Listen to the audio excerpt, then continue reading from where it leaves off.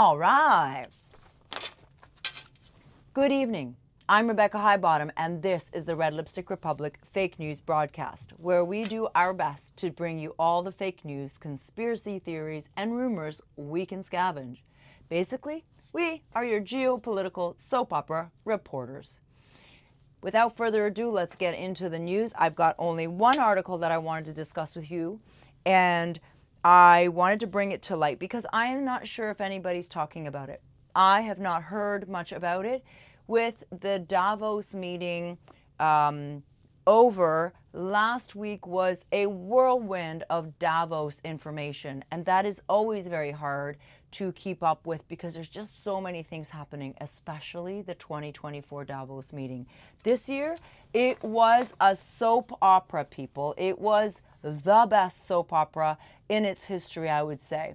George Soros, Emperor's son Alex, appears to have posted a cryptic threat of assassination directed at President Donald Trump. Now, ex-president and soon-to-be president is, I would argue that this article is kind of using miswords because he's not the president yet. I do believe that the people are very, very much inclined to pick him, but the jury is still out on that. In a post on X, Alex Soros shared an article from the liberal outlook, which is The Atlantic, that included an image of a bullet hole alongside a photo of someone holding $47 in cash. Now, isn't that weird? If you don't notice these little things that these elites do, this is why I am hoping to be able to share with you some of the things that I've been able to notice. And if all of us combined come together and share what we're each noticing, because these things sometimes go unnoticed because somebody didn't read the information or somebody didn't hear, but they are trying desperately within the next year to two to get rid of cash 100% all across the board in every country. But isn't it ironic that when there's a threat, they use cash dollar bills, the very thing that they are looking to destroy?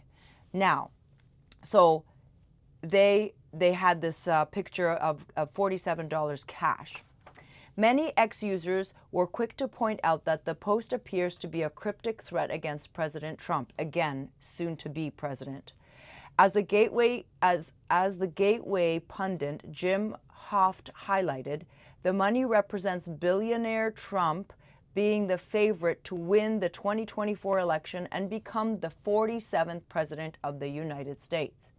So there is a correlation as to why there was $47 and not 49 or 50 or 52. And you make your own deduction about the bullet hole. The bullet image supposedly represents an assassination. Now again, this is also speculation, but is it speculation that when you point to someone and you aim at them and pull the trigger, is that speculation?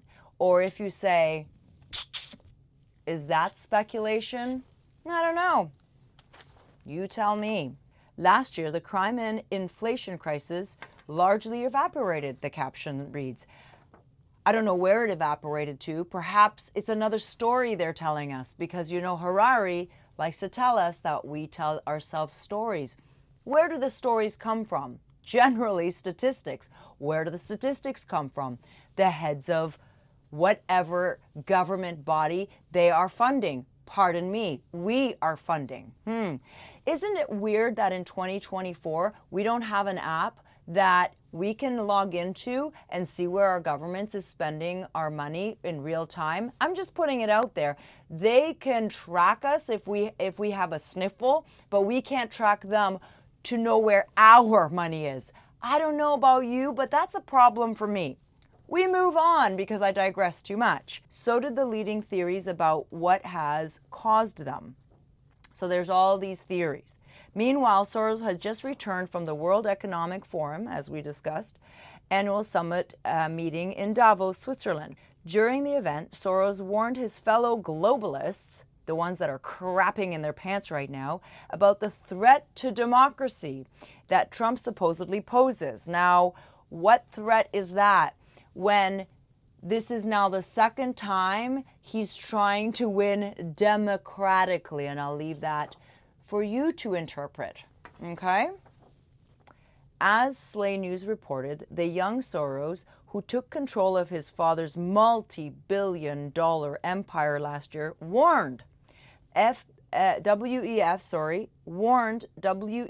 Globalist that allowing Trump to win re-election will destroy the public's trust in the institution and democracy. Again, as Harari let us know, these are just stories. And you know why they're stories? First and foremost, I want you to hear the wording that's being used here. He says, he warns that if WEF globalists allow Trump, do you understand that these people are not playing?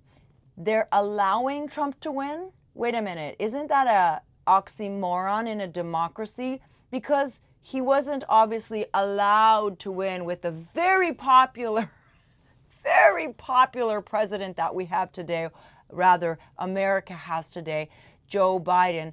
How dare they say that we live in a democracy while simultaneously saying that they cannot allow the democratic process to run its course?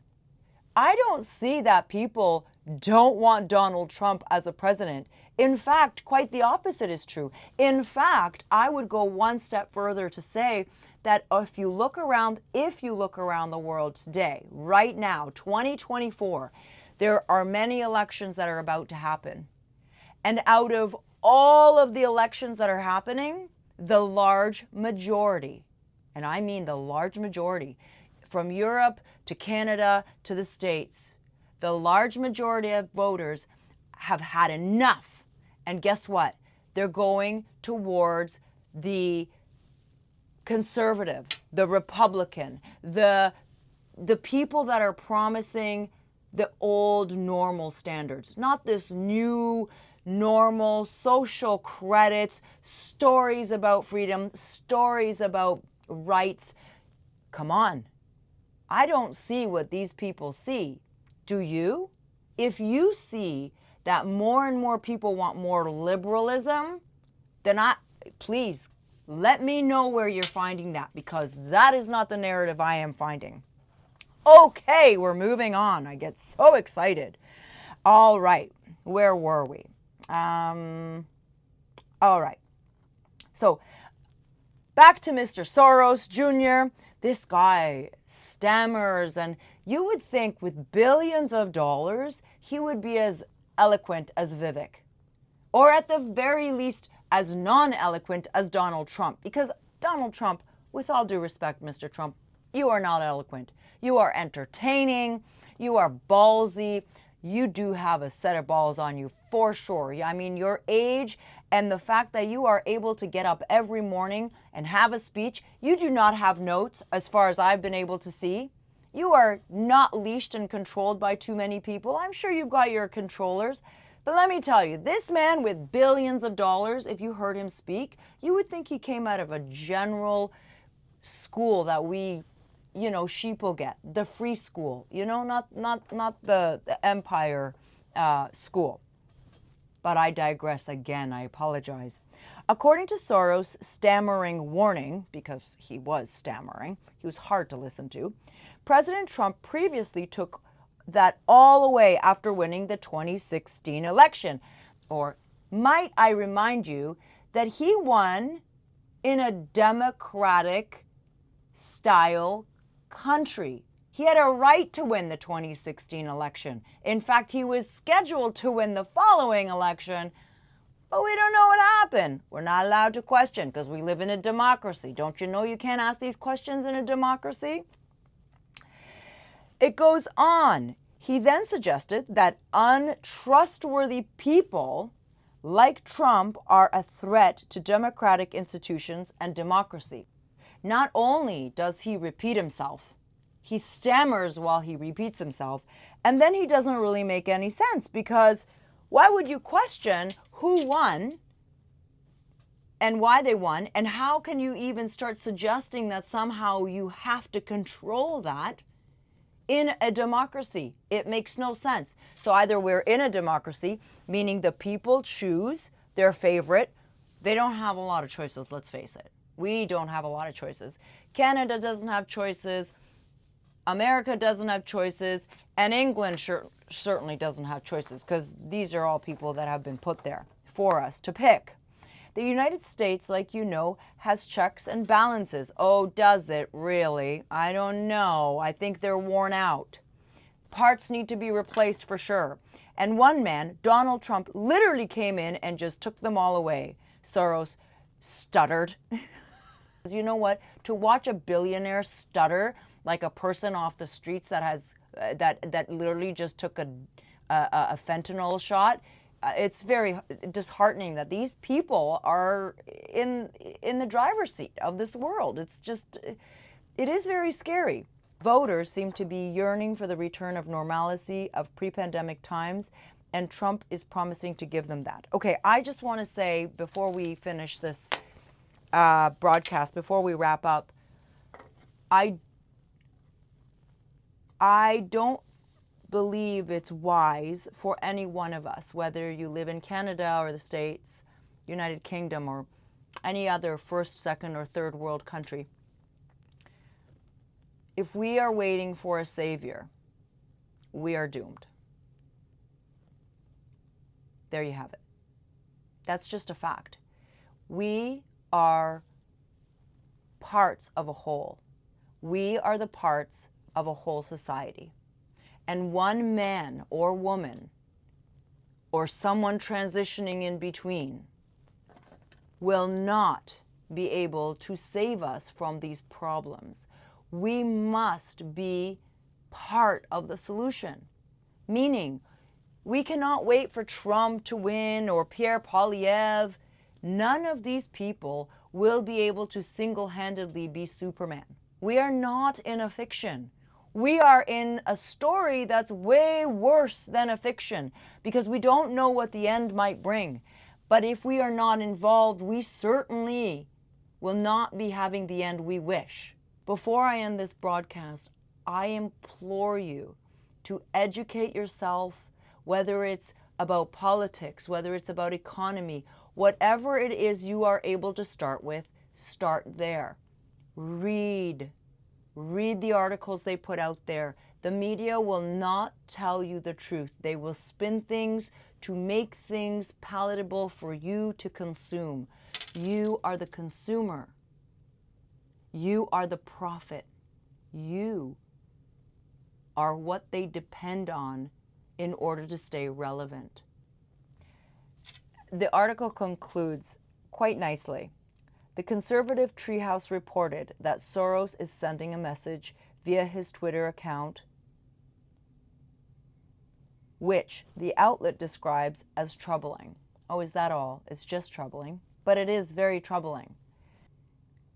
It goes on to say, being subtle like a brick through a window, the billionaire leftist posts a picture of a bullet hole and $47. President Donald Trump is going to be the 47th president, the report warns. So this is just a repeat of the sentiment of this article. With that, I hope that this evening's broadcast has brought you useful information, because the truth of the matter is there's a saying. There is a saying that is old, and I don't even know who said it, but the saying says, if you don't get interested in politics, politics eventually will get interested in you. Everything helps. Each one of us is one point of light. We need millions of points of lights in order to change this ship around. And with that, I thank you again for being here tonight. Have a good night.